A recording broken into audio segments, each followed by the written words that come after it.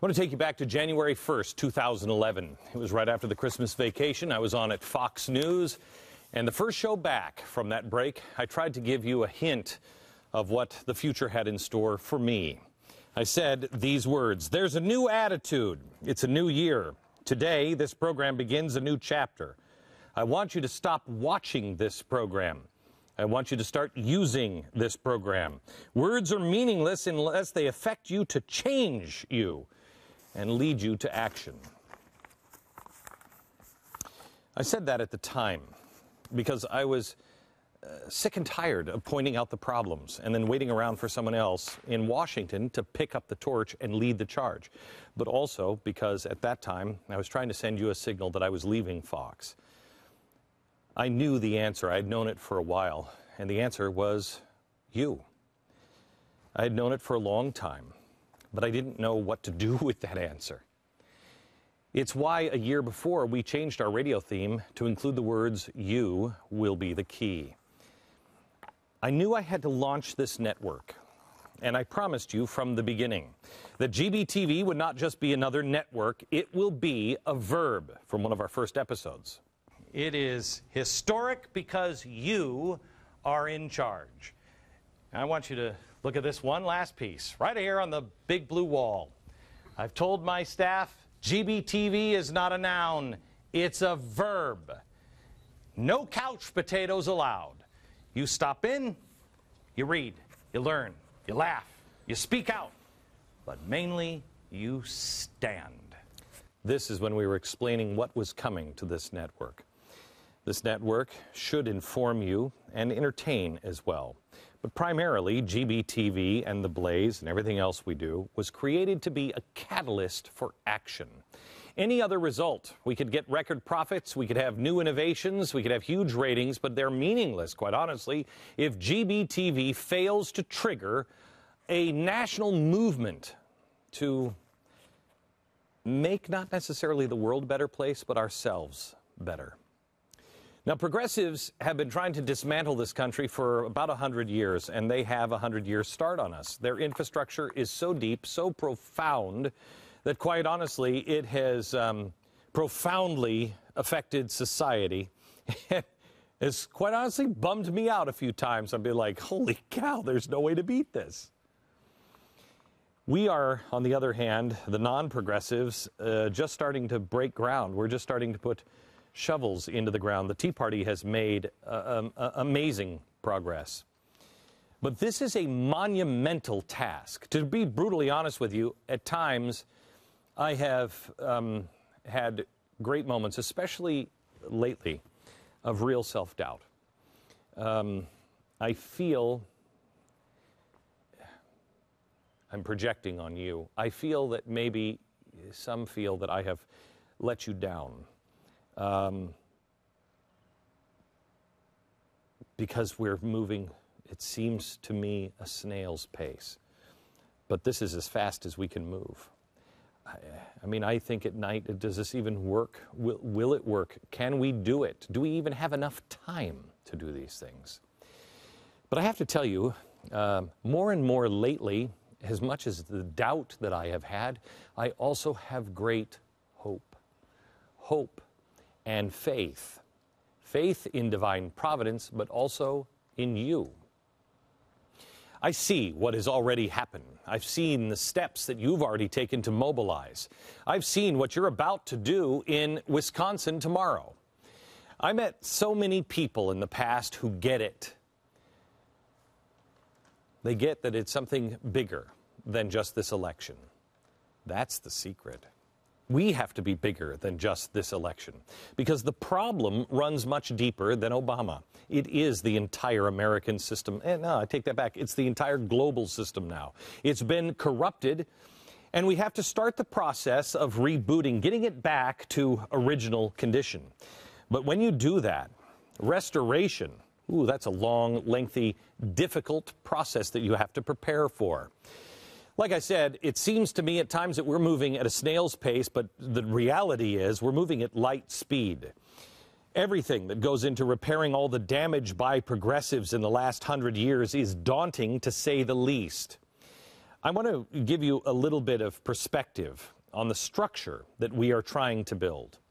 Just here at this network, 15 to 20 years ago, the typical major newspaper had about 450 employees, and all they were doing was just printing one paper a day. This company, Mercury, now produces 4 television shows every single day, 2 radio shows every single day. We run one of the leading news websites now in the world. If I'm not mistaken, it's in the top couple of hundred websites, and that includes the porn sites in the world. It's called The Blaze. We have also published 13 original books in the last few years. All of them were New York Times bestsellers. 7 of them have been #1. We're working on 9 separate books, ebooks, just by the end of the year. Not all of them are under my name. Cowards is the latest one. It's going to come out in a couple of weeks, and Cowards is really a tremendous book, one that will help you fight in the election, help you have your facts together.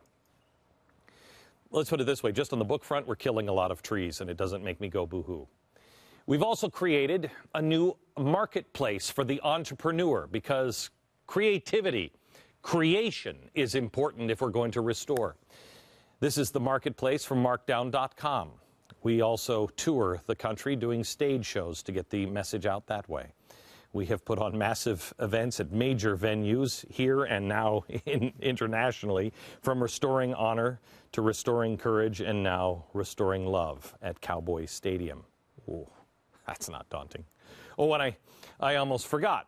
We also happen to have a charitable initiative in Mercury One that is now coordinating a national lemonade stand and food drive. You'll understand this much more by the end of the week. And we run a clothing line called 1791 with the primary purpose of creating jobs for America and rolling all of the profits back into charity. We're doing all of this with only 130 employees. So, one newspaper, 400 employees. All of this. We're not getting a lot of sleep. I mean, quite honestly, many of the staff kind of look like the zombie apocalypse at the office. They're alive yet dead. And actually, they are incredible. They are tireless. But we are pushing ourselves to do things that are bigger than we thought we could accomplish. And more importantly, bigger and better than we thought we would ever need. I have asked you time and time again to be patient, and you have been. You're my favorite part of the job. But tonight, I don't ask you to be patient really any longer. We begin to roll out what I've been asking you to be patient for. In the next 60 days, you're going to see some things and experience some things, I think, that you're going to finally say, yes. The first 4 steps are going to be outlined in the next 4 days. Tonight, day 1, step 1. Tonight, we are finally going to unleash the verb that GBTV was designed to be. Over the next 4 shows, we're going to lay out some ground rules that we've made ourselves. Tonight, mainly the rules.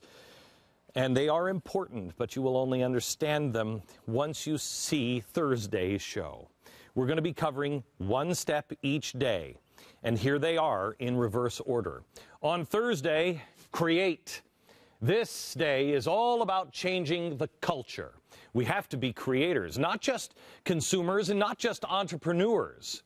Whether it's business or the arts, music, television, film, we are going to draw a line in the sand and no longer back up. Instead, we are going to push forward. We are going to reinsert ourselves back into the culture and take it back. Right now, the left thinks they own music and film, and now corporations and business. Really? On Thursday, you will see they have no idea what is about to hit them. On Wednesday, step 3. Live it. This one is all about small government. You say you want small government. Well, then you're going to have to live it. You're going to have to take action and take away the need so the government doesn't need to get bigger. So they have to step in and protect you. Also, speaking of protecting you, if you're sick as I am of Michael Bloomberg and more importantly Cass Sunstein, and you want to take Cass Sunstein's regulations and Michael Bloomberg's regulations apart while being true to who you are, you don't want to miss day 3, Wednesday. It's great. 2, activate. This is tomorrow's show. Activate. We can't have another nail-biting election. We are too fractured as a nation. If we go through a Bush versus Gore thing, we're in real trouble. This election has to be a mandate. But we can't close our eyes real tight and just wish for the magic vote fairy to deliver Mitt Romney a 10-point victory. Or just wish that a real small government Tea Party candidate will win. We need to act. You already are. You're doing amazing things already as the 9/12 Project and the Tea Party, but it's not seen. There's something else that we're missing. Tomorrow, I'm going to show you the numbers, and with the correction of just one simple step, one thing, how easy it will be to deliver a very clear message to the left. America does not stand with you. Back off. But tonight, we start with kind of the, I don't know, the one that's not a lot of fun. The beginning.